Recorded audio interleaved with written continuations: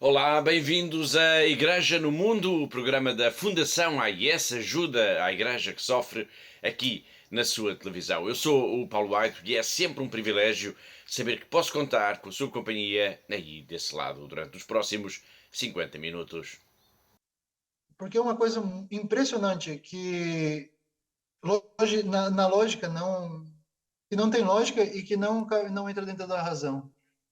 É falar do amor ao inimigo a pessoas que perderam as casas debaixo do edifício deles. Anunciar a Cristo e falar do amor ao inimigo, porque esta é a verdade. Porque não existe amor sem amor ao inimigo. Eles acolherem sem se revoltar. O padre Lucas Perosi é um sacerdote brasileiro, ele vive em Kiev e ele estava na Ucrânia no dia 24 de fevereiro do ano passado, quando começou a invasão da Rússia, e continua ainda no seu posto um ano depois como vigário da Igreja da Dormição da Virgem Maria, para onde foi enviado em missão há já quase 2 décadas, em 2004. Desde Kiev, o padre Lucas Perosi falou connosco, falou de si, do seu trabalho, do trabalho que realiza, da ajuda que recebe da própria Fundação AIS, e falou também e sobretudo dos desafios que se colocam à Igreja e a uma Ucrânia que teve de pegar em armas, um país que teve de pegar em armas para se defender. Este testemunho que acabamos de escutar agora menciona um desses desafios que se coloca à Igreja: ter de falar no amor ao inimigo num país que está em guerra. Este vai ser, claro, um dos grandes temas em destaque no programa de hoje, em que vamos ter, como é habitual, a presença da Catarina Martins de Betancourt, a diretora da Fundação AIS em Portugal. Olá, Catarina! Olá, Paulo, e olá também a todos os nossos telespectadores. Mas vão ser muitos os temas, vão ser muitos os países que vamos falar aqui na próxima hora. E vamos começar desde já pela Síria, pela grande operação de ajuda humanitária desencadeada após o violento sismo do dia 6 de fevereiro. E pegamos agora neste tema porque até houve um novo tremor de terra no dia 20 de fevereiro, exatamente 2 semanas depois do brutal terremoto que causou, recorde-se, cerca de 50 mil vítimas, não só na Síria, mas também e muito especialmente na Turquia. Desta vez o abalo foi menos intenso, mas mesmo assim, Catarina, calcula-se que tenha atingido 6,4 graus de magnitude na escala de Richter. Sim, e houve o registro de mais de 100 feridos na Síria. Portanto, as populações, como é óbvio, ficaram de novo em pânico, temendo uma repetição da destruição que aconteceu então na madrugada do dia 6 de fevereiro. A Fundação AIS esteve em contacto com várias pessoas na Síria e todas elas disseram mais ou menos o mesmo. Foi um susto enorme e as populações estão ainda todas com muito medo. Sim, é isso. Portanto, estamos bem, graças a Deus, foi de facto a frase que nós mais ouvimos, mas também podemos dizer que foi de novo assustador, que o tremor de terra foi muito forte. E também podemos dizer, Paulo, que há ainda muito medo na Síria, que esse é de facto o sentimento geral da população, isto para não dizer que muitas das pessoas que vivem nas regiões mais afetadas por este sismo do passado dia 6 de fevereiro vivem ainda em pânico, e isso é completamente compreensível, claro. De facto, esse sismo mais recente, o do dia 20, não causou danos materiais de relevo, mas deixou a população muito inquieta. Isso mesmo foi confirmado também pela Fundação AIS, junto de parceiros de projetos não só em Alepo, mas também em Latáquia, em Homs e na própria capital da Síria, em Damasco. Sim, exatamente. E só para dar um exemplo, Paulo, centenas de pessoas escolheram passar então essa noite de 20 de fevereiro ao relento, em parques de estacionamento ou em igrejas. Por exemplo, só os franciscanos em Latáquia acolheram mais de 2 centenas de famílias, de pessoas na sua igreja. Este novo sismo veio mostrar também que é, de facto, mesmo muito urgente fazer chegar ajuda às populações mais afetadas pelo brutal terremoto do dia 6 de fevereiro. A Igreja tem-se desdobrado em iniciativas, em ações de apoio, em operações de socorro. E a Fundação AIS está presente em muitas das cidades, em muitos dos locais mais afetados. É o caso de Homs, onde vamos encontrar o irmão Gerald, um jesuíta que trabalha como voluntário na pastoral juvenil e que agora está envolvido no apoio às populações que perderam tudo aquilo que tinham e que agora dependem da Igreja e da ajuda para tudo, especialmente as populações de Alepo e as de Antáquia. Hi, my name is Brother Gerald Baumgartner, Flatjari. I'm a Jesuit and I'm living here in Homs. We are now managing the first response after the earthquakes in southern Turkey and northern Syria. The problems here are more or less people who fled from Aleppo and from Latakia and who don't have anything. So we're gathering clothes here, blankets, mattresses and food. We also cook here one meal a day. Today it's the first day with 80 meals and people are coming and coming. We're in accordance and in cooperation with the Syriac Orthodox Church, the Greek Orthodox Church, Caritas, JRS, a lot of different organizations. And we are now trying to organize the first response. We don't know what will happen. We don't know how many people will come, but we had to peep. About 100 people are now here in Homs, and we prepare ourselves for the hundreds who maybe. Foi o irmão Geraldo, um jesuíta em Homs, que é responsável pela pastoral juvenil e que é agora também um dos muitos rostos da solidariedade da Igreja junto das vítimas do sismo na Síria.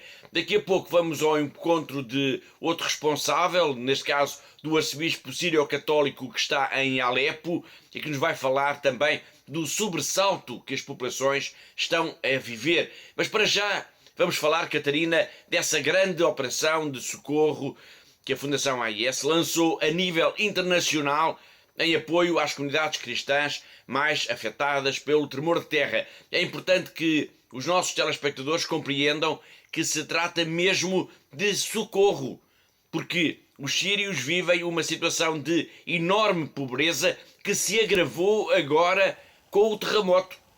Sim, Paulo, e é de facto importante explicar aqui também aos nossos telespectadores isso exatamente. Portanto, as condições de vida na Síria já eram terríveis antes do sismo. Para que os nossos telespectadores tenham noção, calcula-se que cerca de 90% da população na Síria vive abaixo do limiar da pobreza. 90%. Portanto, dá para termos bem a ideia de como é a vida da população síria em geral. E podemos também dizer que, no caso da comunidade cristã, por ser uma comunidade religiosa, uma minoria muito pequena na Síria, podemos dizer que a sua vida ainda é mais difícil, uma situação ainda mais delicada. E daí também, Paulo, a importância do nosso trabalho, a importância do trabalho da AIS no terreno na Síria, que muitas vezes é talvez a única instituição que está ao lado desta população cristã, que está também a passar por muitas dificuldades. É importante sublinhar essa afirmação que a Catarina agora acabou de dizer. A Fundação AIS é, em muitos casos, a única fonte de ajuda que as comunidades cristãs têm. E agora, por causa do sismo, do terremoto, temos centenas e centenas de famílias que perderam o pouco que tinham. Quais são, Catarina, as zonas mais atingidas pelo terremoto? Bom, Paulo, todos os relatos apontam para uma vasta região a norte da Síria, que foi a mais afetada pelo sismo, mas é nas cidades, portanto, nos centros urbanos, em que a tragédia de facto se revelou mais significativa. Estamos a falar de cidades como, por exemplo, Alepo, Latakia, Hama, Homs, Jadleb e Idlib. Mas também é ao mesmo tempo importante, Paulo, sublinhar que algumas destas localidades ainda estão nas mãos dos grupos jihadistas, o que tem dificultado e muito o acesso também da ajuda humanitária a esta parte da população. Mas no que respeita a essa ajuda de emergência, o que é que tem sido feito até agora? Bom, tem sido feito muito e em muito pouco tempo, Paulo, mas de facto as necessidades, a urgência deste trabalho também é visível. Portanto, a Fundação AIS, em parceria com as estruturas locais da Igreja, está de facto mobilizada no apoio às pessoas mais afetadas. Portanto, numa primeira resposta, logo nas primeiras horas, nos primeiros dias após o sismo, foram apoiadas 2.500 pessoas com bens de primeira necessidade, desde os alimentos, a água, leite em pó para os bebês, as fraldas, mas também cobertores e também material de higiene pessoal. Essa foi a primeira ajuda mesmo de emergência, mas agora já passaram várias semanas. Bom, Paulo, agora é preciso de facto continuar a apoiar quem mais necessita, quem perdeu as suas casas, quem ficou sem trabalho, no fundo, aqueles que perderam o pouco que tinham.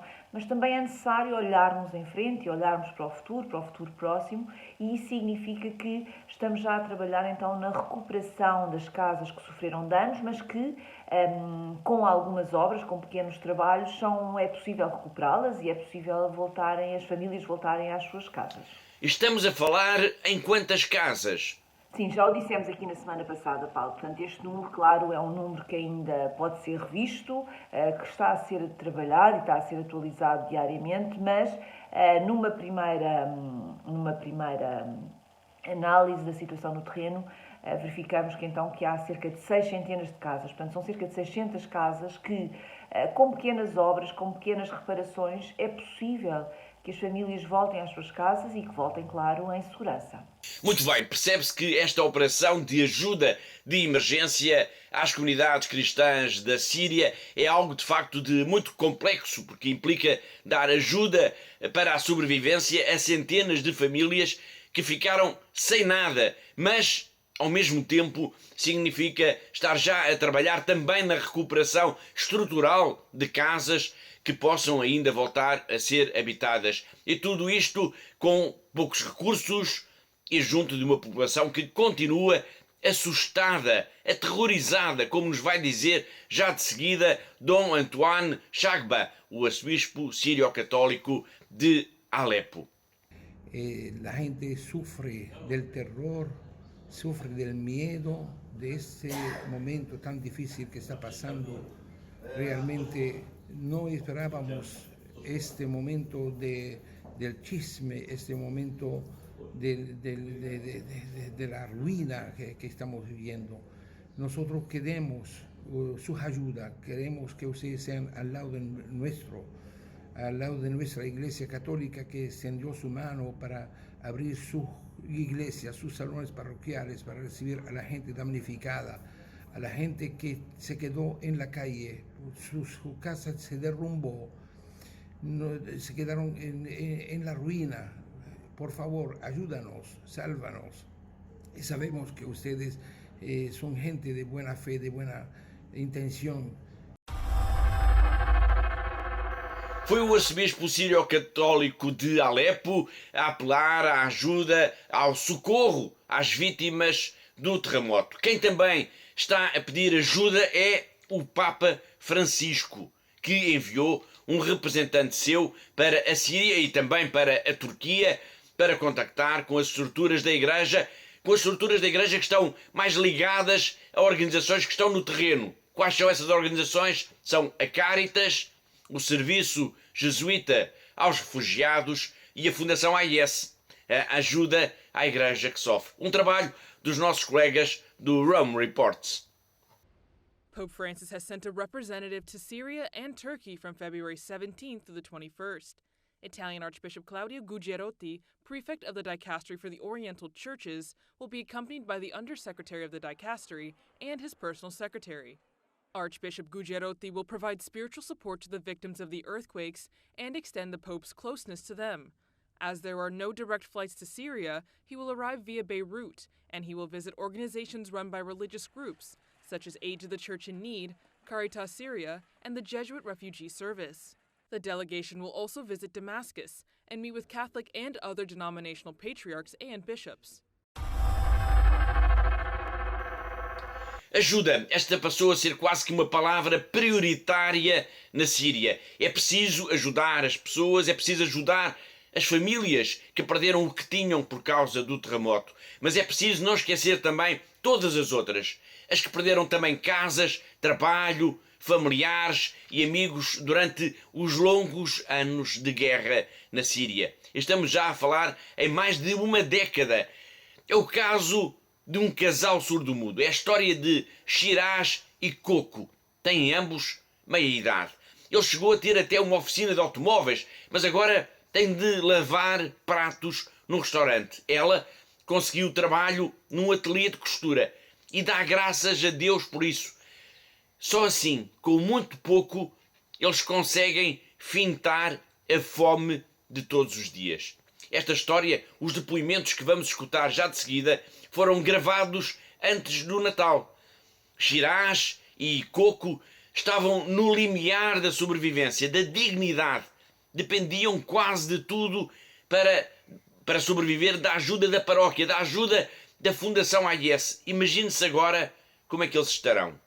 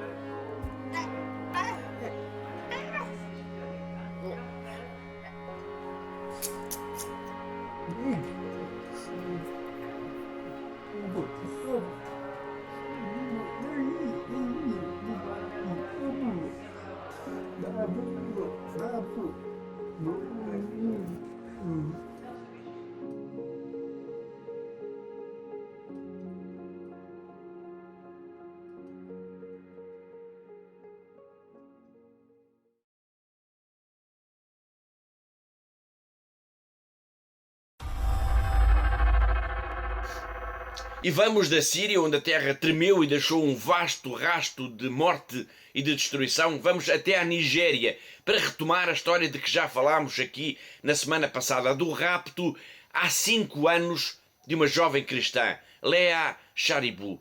Nós falámos disso na semana passada, pois assinalou-se no dia 21, precisamente os 5 anos em que Leah foi sequestrada quando estava no liceu, na escola onde estudava, em Dapchi. Daqui a pouco nós vamos ao encontro de um padre nigeriano que está a viver aqui em Portugal há já quase 2 décadas e que tem sido uma das vozes mais ativas na denúncia do que aconteceu com esta rapariga cristã. Mas antes disso, antes de o ouvirmos, vamos recuperar, Catarina, a história desta jovem. Ela foi raptada no dia 21 de fevereiro de 2018. O que é que aconteceu? Bom, Paulo, como o Paulo acabou de dizer, então ela foi raptada a 21 de fevereiro de 2018 e nesse dia Homens armados pertencentes ao grupo terrorista Boko Haram invadiu a Escola de Técnica de Ciências em Dapchi, no estado de Yobe, na Nigéria, portanto um estabelecimento oficial só para raparigas, e levaram-se à força 110 alunas. Poucas semanas depois libertaram todas, exceto Leah Sharibu, que ficou em cativeiro por ser cristã e por se ter recusado a converter ao Islão conforme os terroristas o exigiam. Esse gesto, essa atitude definiu a vida de Leah Sharibu desde então. Por ter recusado renunciar ao cristianismo, ela ficou cativa dos terroristas até o dia de hoje. E já lá vão mais de 5 anos. Bom, nós fizemos essa contabilidade, Paulo, e portanto no dia 21, quando se assinalaram então 4 anos do sequestro de Leah Sharibu, já tinham passado exatamente 1826 dias em cativeiro. 1826 dias e o tempo continua a correr. Mas o exemplo desta jovem rapariga, hoje com 19 anos de idade, não foi esquecido. Daqui a pouco nós vamos ao encontro do padre Simon, um sacerdote nigeriano que está a viver aqui em Portugal há já alguns anos, mas que tem feito questão de lembrar sempre que pode, tal como a Fundação AIS, a história de Leah.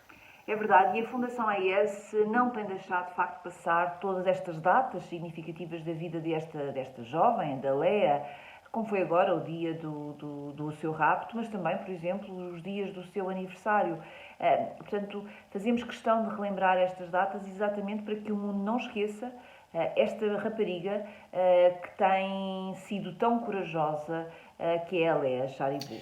E é isso que move também o padre Simon Yahugo. Ele está a viver em Portugal há quase 2 décadas e que fez questão de gravar uma mensagem a lembrar a história desta jovem, que é um símbolo da perseguição religiosa na Nigéria.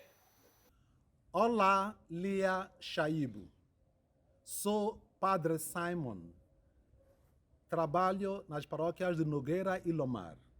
Sou da Nigéria e vivo em Portugal, onde eu vi com tristeza a história do teu desaparecimento faz 5 anos nestes dias. Não sou eu, mas o mundo inteiro ouvimos com grande tristeza a história de uma menina que foi estudar para melhorar a sua vida e também melhorar a vida e a sorte da sua família. Mas, pelo contrário, foi raptada naquele dia, juntamente com muitas outras colegas tuas. No 5º aniversário do seu desaparecimento, a Leah, estou aqui para te dizer que nós ainda aguardamos com esperança o teu retorno. Ainda não perdemos a esperança que um dia vai estar junto de nós para nos contar o que te aconteceu, o que viste, o que ouviste, o que pensaste, o que até tentaste fazer que não conseguiste fazer e o que conseguiste fazer. Queremos ouvir a tua história, seja ela qual for. Os teus pais, as pessoas do teu estado e as pessoas da tua terra, estamos todos esperançosos e aguardando a tua chegada. Nigéria te falhou, como falhou muitos outros que viram a sua vida cortada, porque os seus planos eram contrários aos planos de alguns que se achavam donos ou do país ou até do saber.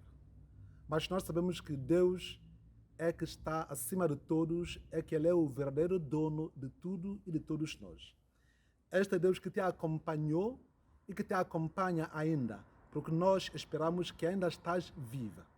Nós sabemos que um ser humano, uma vez criada, não morre. Somos imortais. Leah, tu és um ser imortal. Estás viva. No corpo esperamos. E esperamos que um dia voltas para ser abraçado ao colo daquela mãe que ainda está à tua espera. Com amor, aquele amor que supera a vida. Aquele amor que supera o que tens vivido e o que tens passado nas mãos dos teus raptores. Nós esperamos que quando vieres, que possamos contigo partilhar as esperanças, partilhar os planos e, porventura, fazer outros planos, concretizá-los, porque a vida é feita dos planos, é feita dos sonhos. Os teus sonhos, que aparentemente foram cortados a meio ou a caminho, esperamos que vamos tentar contigo retomá-los. Esperamos que vais ser um exemplo para os jovens e especialmente as jovens que devem ter medo depois de ver e ouvir a tua história, depois de acompanhar aquilo que tu tens vivido e aquilo que tens significado para um país como o nosso, Nigéria. E esperamos que nestes dias das eleições, menos de uma semana, que depois desta semana tenhamos razões de esperar que um caso como o teu, Leah Shaibu, não volte a acontecer a ninguém, e especialmente às pessoas inocentes, às crianças que nem sabem mais nada ao não ser tentar viver aquele sonho de ver um dia melhor. Leah Shaibu, nós te aguardamos e eu te desejo sorte. Não está a fazer os 5 anos como quem rejubila ou quem regozija com o que acontece, mas eu recordo. E como eu, tantos outros recordamos e esperamos o dia da tua chegada. Boa sorte. Foi o padre Simon sobre Leah Sharibu, a jovem cristã raptada há 5 anos por terroristas do Boko Haram. A situação neste país africano é de facto muito grave, a insegurança é imensa, os cristãos têm vindo a ser sistematicamente vítimas de ataques, a tal ponto que a Fundação AES decidiu lançar uma campanha sobre a Nigéria nesta quaresma. Na próxima semana nós iremos falar com mais detalhe sobre esta campanha, sobre esta iniciativa. Mas hoje quero trazer aqui uma história singular, a história de Kanvai Tablat. Ele tinha apenas 19 anos quando homens armados invadiram o seminário onde estudava e o levaram. Com ele foram raptados mais 3 futuros sacerdotes. Um deles haveria mesmo de ser assassinado. Tudo aconteceu em janeiro de 2020. It was like every other day, except for the cold. Barely 10, 15 minutes to our sleep, we heard a loud noise. Opening the door, what we saw was a gun to his head, and we were told to come outside. I was like, wow. So we are being kidnapped.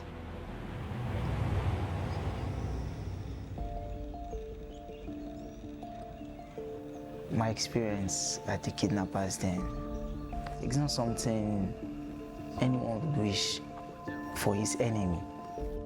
While we wake up, we're being flogged. They'll call us to come and call our parents and tell them to bring money. You are making the call, they are flogging you mercilessly. Do I think God was there? I know He was really there with us.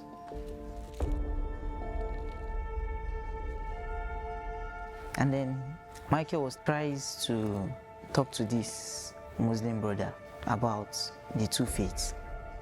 Before the Muslim brother was released, Michael taught him how to pray the Our Father. Either they overheard or they were told. Either way, it must have been the cause of his death. The blood of the martyr is the seed of the church. This church, it will not die. The more they kill, the more it will grow. So we should live without fear and be faithful to our Christian calling.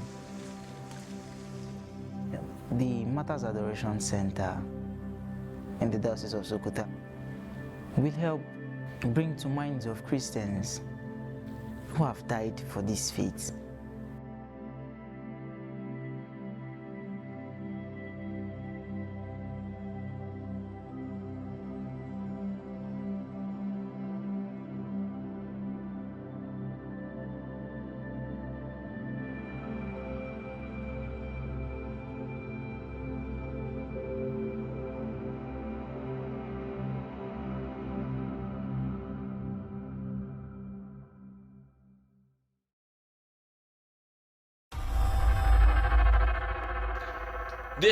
Desta história trágica e inspiradora também que nos chegou da Nigéria, vamos agora a outro país onde a perseguição aos cristãos faz parte também do cotidiano. E tem-se agravado, aliás, e muito nos últimos tempos. Estou a referir-me à Nicarágua.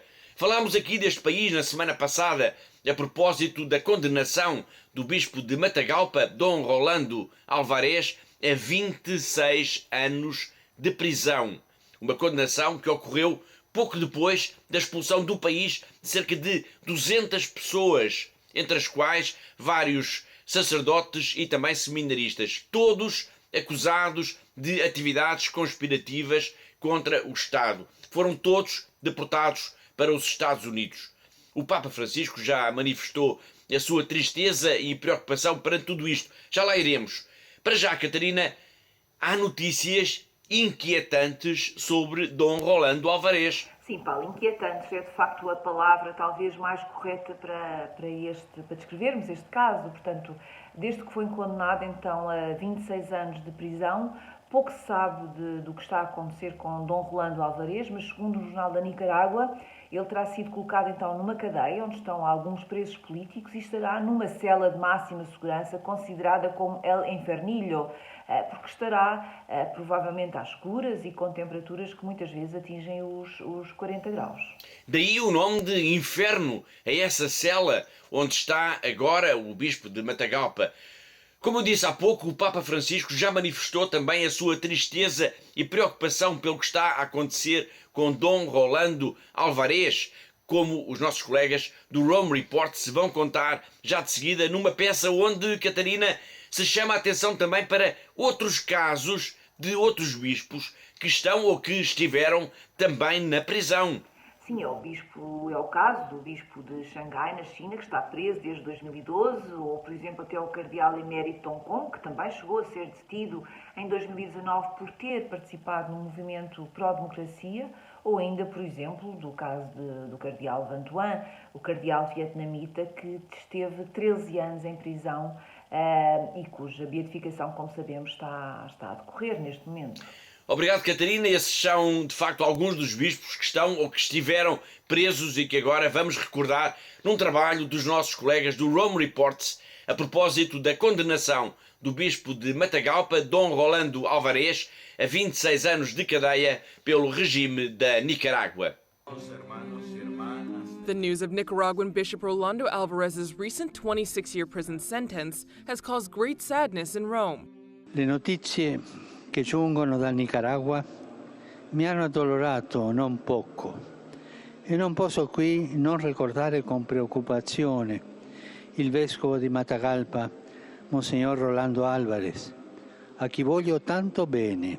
In May of last year, Bishop Alvarez accused the Ortega government of persecuting the Catholic Church. The police broke into my family's private circle. They came into my family's private home, putting my family's safety at risk. But he is not the only bishop to face persecution. The Bishop of Shanghai, Tadeo Ma Dakin, has been imprisoned since 2012 in the Chinese seminary of Shishan. His crime, publicly distancing himself from the Chinese Patriotic Church. In November 2022, Cardinal Joseph Zen, Bishop Emeritus of Hong Kong, paid a fine of $500 for allegedly giving funds to support pro-democracy protests. In 2019, he had been arrested and then released on bail. Another historic case was that of Vietnamese Cardinal Francois Xavier Nguyen Van Thuan, who was now in the process of beatification. In 1975, 2 days after Pope Paul VI appointed the Cardinal, Archbishop of Saigon, the country's communist regime accused him of conspiracy and imprisoned him. He spent 13 years in prison, 9 of them in total isolation. In that time, he wrote the book 5 Loaves and 2 Fish about his faith experience in prison. The cardinal always hung his cross from a chain he secretly made in prison. Questa catena è fatta di filo elettrico nella prigione che i carcerieri hanno tagliato per me e mi hanno prestito 2 piccoli denari per tagliare e fare insieme in 4 ore questa catena. Around the same time, Blessed Cardinal Stefan Wyszynski was imprisoned in communist Poland. Both Pope John Paul II and Pope Francis have praised the Polish cardinal's faith. Sul cardinale Wyszynski, San Giovanni Paolo II ha pronunziato le storiche parole: sulla sede di Pietro non ci sarebbe questo Papa polacco se non ci fosse stata la tua fede, che non si è piegata davanti alla prigione e alla sofferenza, la tua eroica speranza, il tuo fidarti fino in fondo della Madre della Chiesa. While their stories differ, each man was willing to pay any price to spread the gospel where freedom had been denied.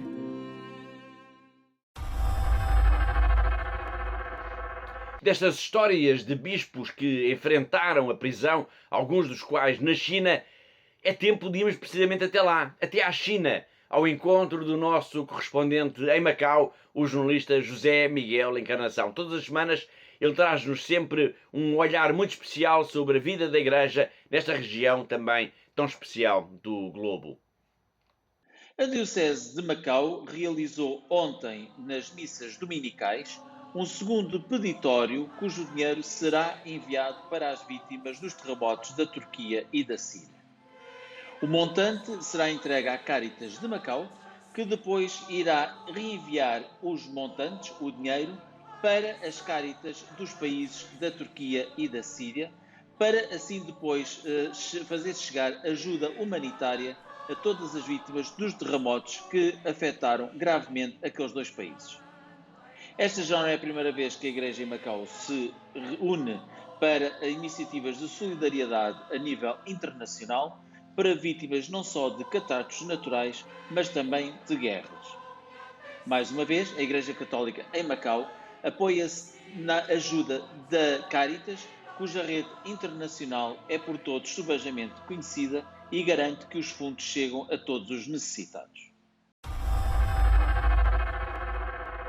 Foi José Miguel Encarnação, o nosso correspondente em Macau, na China, e assim chegamos ao fim da primeira parte do nosso programa. Na segunda parte vamos então falar da guerra na Ucrânia e da ajuda da Fundação AIS a este país, a propósito também da entrevista com o padre Lucas Perosi, que escutámos logo no início. Vale a pena ficar aí desse lado só para ver o que este sacerdote tem para nos dizer. Para já, vamos para um breve intervalo. Até já.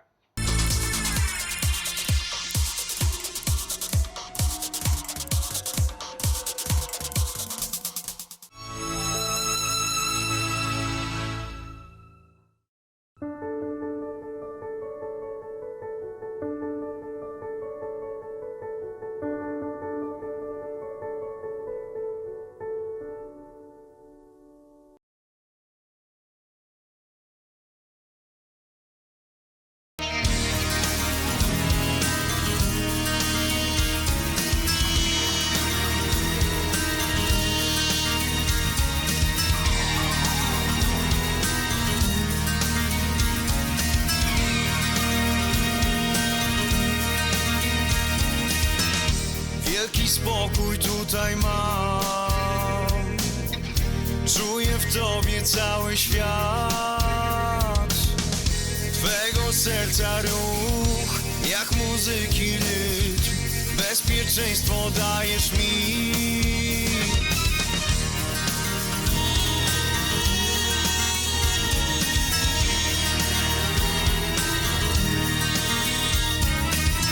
Chcę móc poczuć świata smak, chcę zobaczyć wiele barw i powietrza łyk.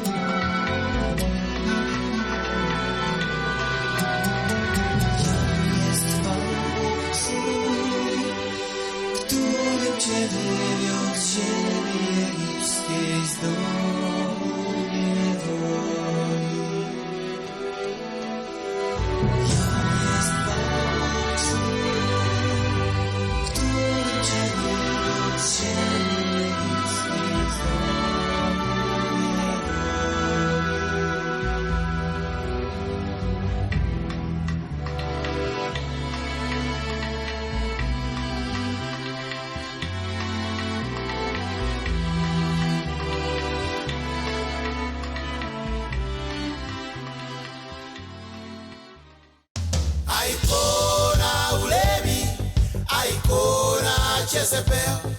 Oh Lord Jesus, help me. Obey commandment 6. Icona ulemi, Icona Jezebel. Oh Lord Jesus, help me. Obey commandment 6. Jesus is the way. Jesus is the truth. Jesus is life, the light in my path. Deliver me from evil. Help me overcome.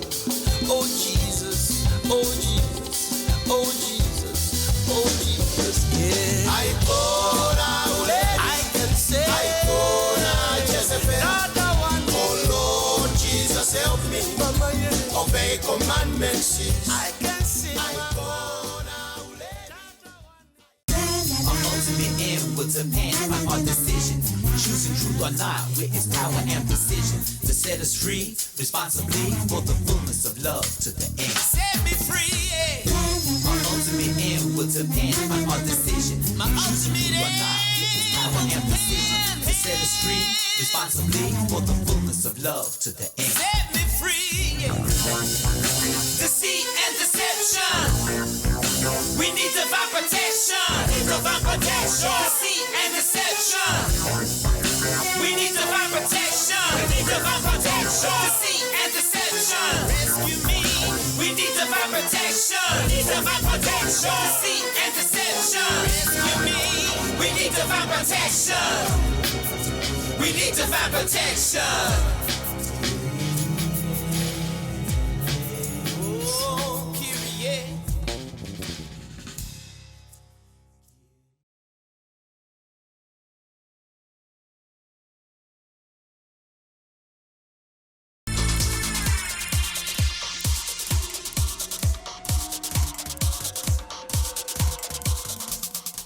Olá de novo, está a ver Igreja no Mundo, o programa da Fundação AIS, aqui na TV Canção Nova. Eu sou o Paulo Guaido e comigo está a Catarina Martins de Betancourt, a diretora da Fundação AIS em Portugal. E vamos então falar da Ucrânia, país que assinalou no dia 24 de fevereiro um ano de guerra. Há um ano que o coração da Europa está em guerra. No arranque do programa nós escutámos um padre brasileiro, o padre Lucas Perozzi, que está em Kiev e que tem acompanhado esta guerra desde a capital ucraniana. Temos uma grande entrevista com ele que iremos escutar, dada a sua extensão, ao longo das próximas semanas, mas para já importa fazer um balanço. Um balanço da ajuda humanitária que a Fundação AIS tem feito chegar à Ucrânia ao longo destes 12 longos meses de guerra. Uma ajuda só possível, Catarina, graças à formidável generosidade dos benfeitores da Fundação AIS. Sem dúvida, Paulo. De facto, é mais uma vez uma resposta incrível de solidariedade que os nossos benfeitores dão a tantos projetos, a tantas necessidades da Igreja que sofre no mundo, neste caso na Ucrânia. Portanto, e é ainda mais incrível quando vemos então, de facto, que os nossos benfeitores estão sempre disponíveis para ajudar. Tem sido assim na Ucrânia e está a ser também, por exemplo, agora na Síria e em tantos e tantos outros países, Paulo. E neste caso, estamos a falar da Ucrânia, a ajuda foi significativa, pois teve de se lidar também com uma enorme crise de refugiados e de deslocados e que deu origem também a uma das maiores operações de ajuda humanitária na Europa desde a Segunda Guerra Mundial. É verdade, Paulo. E eu diria mesmo que foi talvez a maior operação de ajuda humanitária desde a Segunda Guerra Mundial. E é também com muito orgulho, mas ao mesmo tempo com muita responsabilidade, que podemos dizer que a Fundação AIS tem feito parte desse esforço humanitário. Portanto, nestes primeiros 12 meses de guerra, os benfeitores da AIS contribuíram com mais de 9 milhões de euros de ajuda concreta para a Igreja na Ucrânia, que permitiram colocar em marcha mais de 290 projetos em toda a Ucrânia. São números esmagadores. Sim, são sem dúvida números esmagadores que refletem também esta violência brutal que tem acontecido e que continua a acontecer na Ucrânia. Desde que soaram os alarmes, desde que começou a invasão na madrugada de 24 de fevereiro do ano passado, a Fundação AIS mobilizou-se de imediato a nível internacional para auxiliar o trabalho da Igreja no apoio às populações, na assistência aos civis. Fale-nos um pouco, Catarina, do que é que tem sido feito. Bom, foram 12 meses de trabalho constante, mas que permitiu ajudar diretamente mais de 15 mil pessoas, muitas delas também empenhadas em outras ações de voluntariado junto às populações mais atingidas pelos bombardeamentos, por estes ataques armados que têm acontecido e que temos visto praticamente todos os dias a entrar na nossa casa através das notícias. Portanto, foram tempos de violência, mas também, ao mesmo tempo, Paulo, de muita solidariedade. Portanto, os conventos, os seminários, os outros edifícios da Igreja também abriram as suas portas para acolher estes milhares e milhares de refugiados que fugiam destes combates, desta violência, e a Fundação AIS também fez parte desse esforço de acolhimento desta população em fuga. Que resposta foi dada nessas primeiras semanas, nesses primeiros meses, logo após a invasão? Bom, Paulo, nós procurámos responder aos pedidos mais prementes. Vou dar aqui alguns exemplos aos nossos telespectadores. Por exemplo, foram enviados para a Ucrânia geradores, aquecedores, fornos portáteis, automóveis, minibus, que também são muito importantes também nesta parte da distribuição da ajuda de emergência, mas também, por exemplo, equipamentos para a renovação de cozinhas, nomeadamente em mosteiros e paróquias, que passaram a acolher, como já dissemos aqui há pouco, como eu acabei de dizer, centenas de pessoas de um momento para o outro. Portanto, podemos dizer que é um sem número de coisas, de pequenas ações que fizeram de facto a diferença no dia-a-dia destes milhares e milhares de deslocados e refugiados. Uma campanha de solidariedade como não se via há muito tempo em solo europeu e que continua e que vai continuar a decorrer. Sim, Paulo, sem dúvida. Portanto, através da solidariedade dos benfeitores da Fundação AIS, foi possível então realizar um enorme conjunto de ações. Portanto, como eu disse, a nossa ajuda conseguiu apoiar cerca de 15 mil pessoas, desde refugiados a crianças, a adultos, a idosos, a jovens, a seminaristas. Portanto, foram centenas e centenas de famílias que foram apoiadas. Estes números parecem enormes, ditos desta forma, mas, como sabemos, são apenas uma gota d'água, dada a dimensão deste conflito, as necessidades que deste povo, que de um dia para o outro viu as suas vilas, as suas aldeias, as suas cidades, muitas vezes reduzidas a escombros, destruídas por bombardeamentos constantes. Portanto, há muito ainda a fazer, Paulo, como é óbvio, até porque a guerra não parou e a destruição, como sabemos, continua e continua a fazer parte do cotidiano dos ucranianos. Sim, infelizmente a guerra não parou. Nós vamos continuar a falar por aqui deste esforço solidário ímpar da Fundação AIS na ajuda à Igreja na Ucrânia ao longo das próximas semanas. E vamos ter por aqui também a companhia ao longo das próximas semanas do padre Lucas Perozzi, um sacerdote brasileiro que está a viver em Kiev, a capital ucraniana. Antes de irmos ao encontro dele, Catarina, apenas um breve retrato para os nossos telespectadores. Quem é este sacerdote? Bom, Paulo, Lucas Perozzi é um padre brasileiro de 37 anos e que pertence ao caminho neocatecumenal. Ele está na Ucrânia já desde 2004 e desde que a guerra começou, então passou a foi nomeado como vigário da Igreja de Dormição da Virgem Maria, em Kiev. E ele é também um dos exemplos dos muitos padres que são apoiados pela Fundação AIS. Obrigado, Catarina. Vamos então ao encontro deste sacerdote que tem assistido à guerra na Ucrânia desde a sua igreja em Kiev.